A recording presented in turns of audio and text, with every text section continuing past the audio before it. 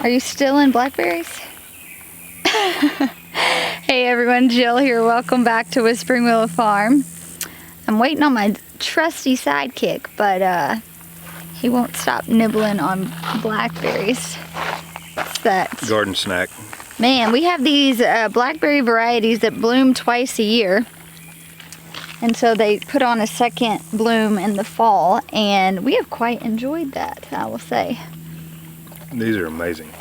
Are they good? Yeah. I haven't had any. Every time I've harvested some, June has stole them all from me. They're good.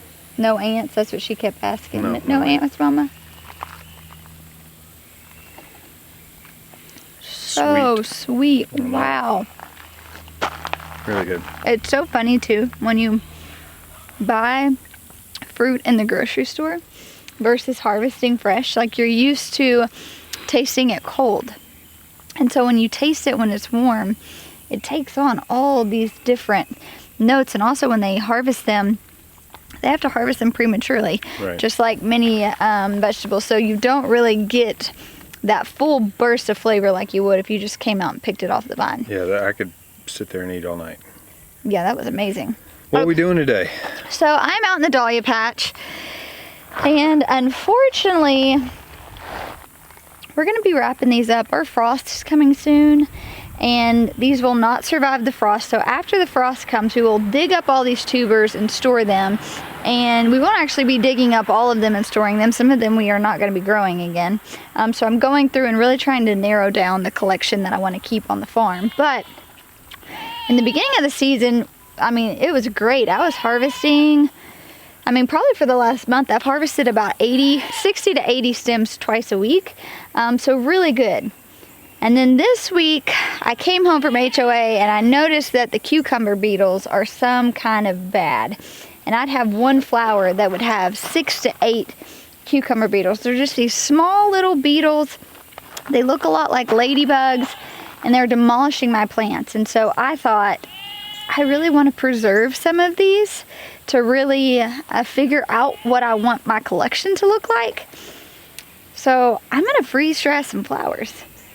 Okay. Okay. And I'm going to freeze dry them because I heard someone say that you could do this. Now, I didn't even know you could do this. I had no idea that this was a thing, that you could actually freeze dry flowers. So when I found out that there was even an ounce of possibility that you could do this, I'm always up for a challenge. So I'm going to go through and harvest some of these and freeze dry and harvest some other flowers. So like there's a rose back there that's stunning. I'd love to see if the rose kept its color.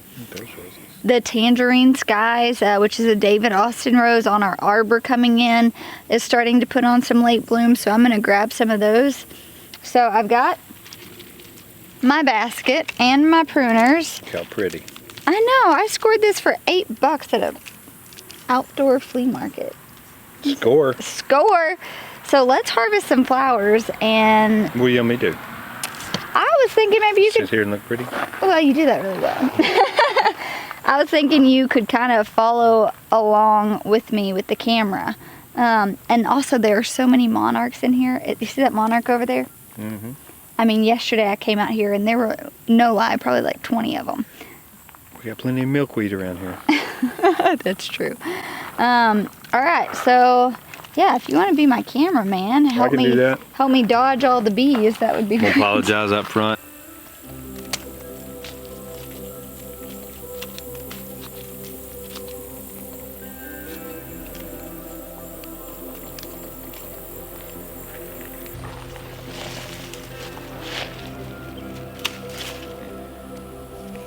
Isn't that one pretty?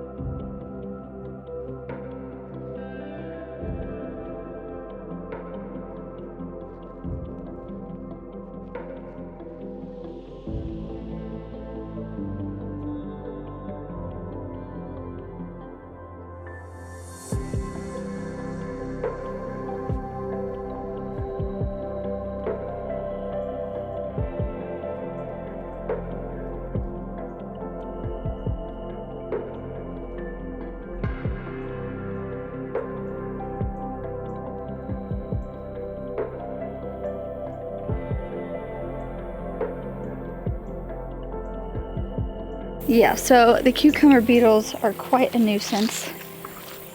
All right, let's make our way into the cottage garden. I think I'm gonna attempt to get some coneflower, which is actually echinacea. Oh, there's another one. And just see what they do. And then I have some black-eyed Susans, and I have no idea how they're gonna do. But so far, we got a pretty little basket. Are you muggy yet? Oh, I'm sweating. I'm a little muggy. All right, so we've got some dahlias, some black-eyed Susan, some of our coneflowers, and then I tried some goldenrod. I don't actually think this is gonna freeze dry well, but why not try it?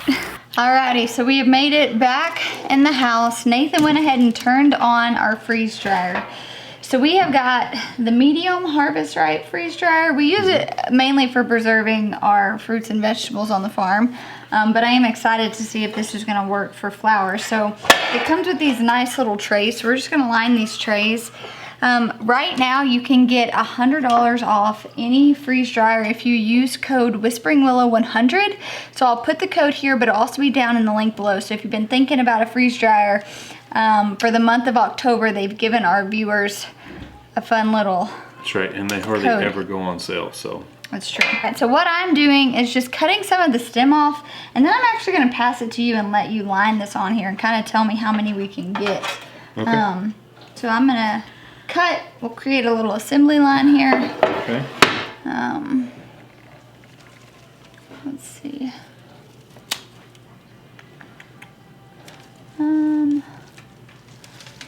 Look at that coneflower, you guys.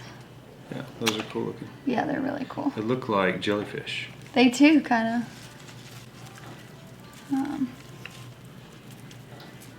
I think I'm just gonna try to do those The whole whole, thing? yeah. Here, you'll have to cut this one off. Which one? You got it.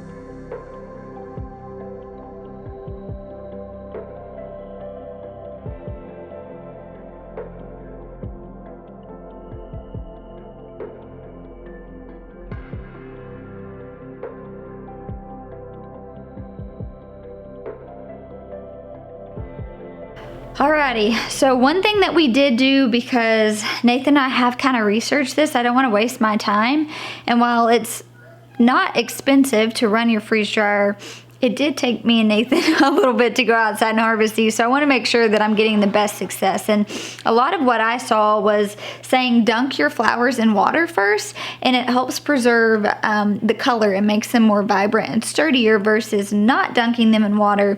Some of the outside leaves become brown and they just don't hold their color well. So I literally just got a bowl of water, dunked all mine in, front and back, and fingers crossed it's gonna work. Babe, will you help me carry some of these trays down? Yeah. So we are going to set this, like, we're gonna keep all of our settings the same that we do for our vegetables. We're gonna run it for 24 hours and check. And then if we feel like they need to go a little bit longer, we'll let them go, you know, 27, 30 hour mark. But I'm hoping that just a day will be enough. Now, if you don't wanna do the whole flowers like I've done, I have seen people take petals off if it's like a special occasion. Maybe it's your bridal arrangement, or maybe it's, you know, an arrangement from a loved one's funeral or something like that. I know I have roses from my mama's funeral.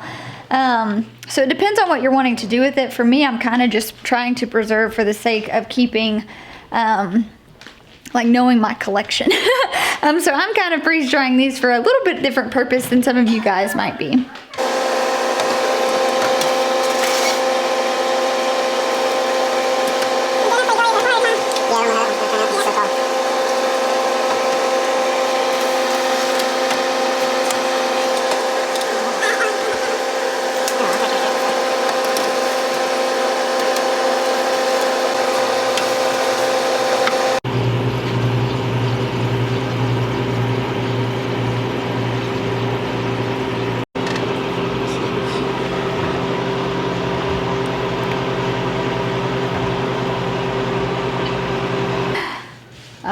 So fingers crossed, we will check back in tomorrow afternoon. It's about 5 o'clock, I think.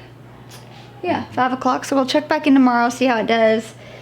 If it does do well, you guys, this could be a game changer for us. I mean, I'm just thinking about all the zinnias and the snapdragons, and we grew these Nigella pods this past year that were stunning. I'm actually ordered a bunch of tulips, and so I did, for the cottage garden. Anyway, so how fun would that be though? I'm just thinking through, like, the purpose that I was doing this for, like I mentioned, was to kind of get a grip and remember the colors for the collections as I'm building out these collections. But how sweet would it be to save some of these flowers for our girls? Like, some of them that just like mean so much, and I don't know, that seems so sweet to me. Meaning? It'd be so cool. Yep, and if we've got a couple weeks before frost, so we can really start harvesting these to make wreaths with. And yeah. That's true. I did read a lot of stuff. I know next year I'm going to do a lot of like ornamental grasses, bunny tails, lots of amaranth. Amaranth dries super well. I have it literally all throughout my house as decorations. And so I did a big emphasis last year on overwintered flowers, and I'm gonna do tulips again this year on a larger scale than I did last year, but I'm not doing hardly any overwintered flowers because I wanted to grow more food in the high tunnel, and I wanted to give myself the ability to grow grasses and learn that.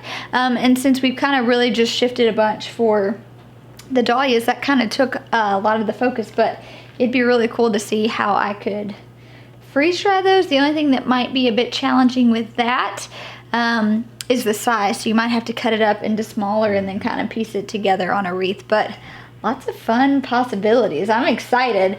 Nathan wanted the freeze dryer for obviously food preservation, and I'm over here like, flowers? You can freeze dry flowers? What is this? So yeah, stay tuned and we'll catch up with you guys tomorrow. Good morning, everyone. It is the next day. I am in my kitchen making some coffee, but I'm about to run downstairs, grab the flowers out of the freeze dryer, and then we're gonna sit at the table and see how they turned out. I have like not been peeking, although I've really wanted to. I have remained good, but let's make some coffee and let's go grab them.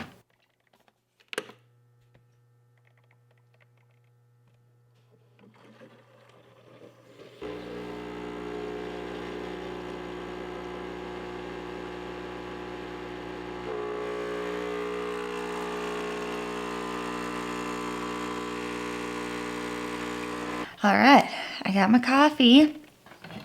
I just went and got all those cold trays. Wow, I am really excited to talk to you guys about this. Something that I noticed right off the bat is how fragrant. When I opened the door to the freeze dryer, I could smell this rush of fragrance.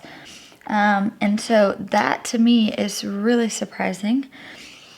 Just how much more fragrant they became. There were some of these dahlias that held like a punch as far as the smell, But some of these I think smell more now that they come out of the freeze jar. So I'm going to go through these step by step. We're going to kind of walk through what did well. Overall though, this is pretty exciting. All right, so the first thing that I'm noticing, this ended up going for 27 hours. I could have definitely reduced that time, and I told you guys I was going to go down there and check on it, and we were at a volleyball game. We were at a kids volleyball game, and so I didn't get to, and so if you guys can tell, around the edges here, it's a little bit brown, and I think that's just because it went too long. So on all of the orange varieties like that, they ended up getting a little bit brown like that. Several different varieties. However, if I'm being completely truthful, I think these orange ones in a wreath would still look really pretty. And it's kind of got that rustic feel to it. So there were several of those. The structure of them stayed. So you can tell here, like, the structure is really well. It's just the color. And if you look at this one, these actually like kind of puffed up some. It's really interesting. They did shrink quite a bit. The one thing I'm noticing is that all of the dinner plate varieties did horrible. So you can see they've all just kind of folded over like this. Did not freeze well at all.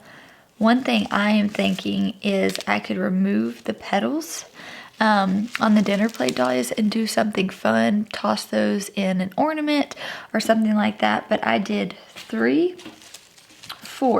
dinner plate varieties, and they all are just smushed like this. And then here was a cafe au lait. So the cafe au lait didn't do good. This was the labyrinth variety. It also didn't do good. So I'm just going to toss these. I'm not actually going to keep those. And then we have our dark maroons. These actually look really pretty, and because they're dark, you can't really notice the imperfections on the petals. So this is what they look like. Again, I think this would be really, really pretty, especially the ones that had already completely fully opened. You can see that they're yellow on the inside. It just kind of adds a pop of color. So those did well. Now let's look into our David Austin Rose, that Tangerine Sky. I think I might be doing a lot of these. It is so pretty. Check that out, you guys.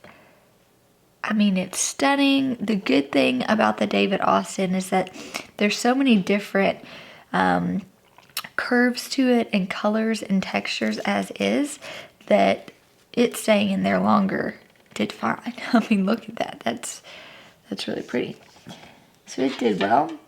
Then we have our cone flower, which is echinacea.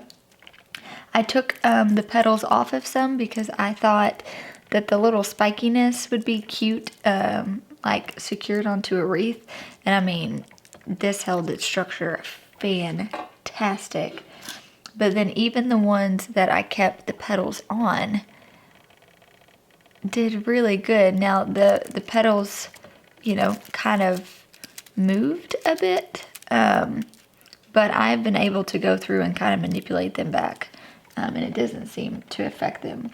And then here's one too. So I would say that the echinacea was definitely one I would freeze dry again, because look how fun that is. Look at that. That's so cute. So my idea is just to keep some of these like just in a little vase. And it's just a really cool way to preserve that flower. Also did a lot of just stems and bulbs. Again, I was thinking through an arrangement and what I thought that might look like. And while it did alter the color some, so it made the leaves and the stem a lot lighter, this actually worked really well. And so I think if I have any out there that are like on a flower that have overbloomed, I would definitely go back and grab these and freeze dry them. So these turned out pretty well. I think they're really, really cute, and there's a lot of different things I could do with that. I had a white flower and the petals all turned pink, and so it was not successful at all. And I noticed that the smaller ones shrivel up so much that they're almost unusable. So that was good to know. But then I did a rose where I left, it hadn't quite opened yet. And so I left it with all of the leaves on it. And this actually is kind of thicker where it has some water in it, it looks like. Check that out.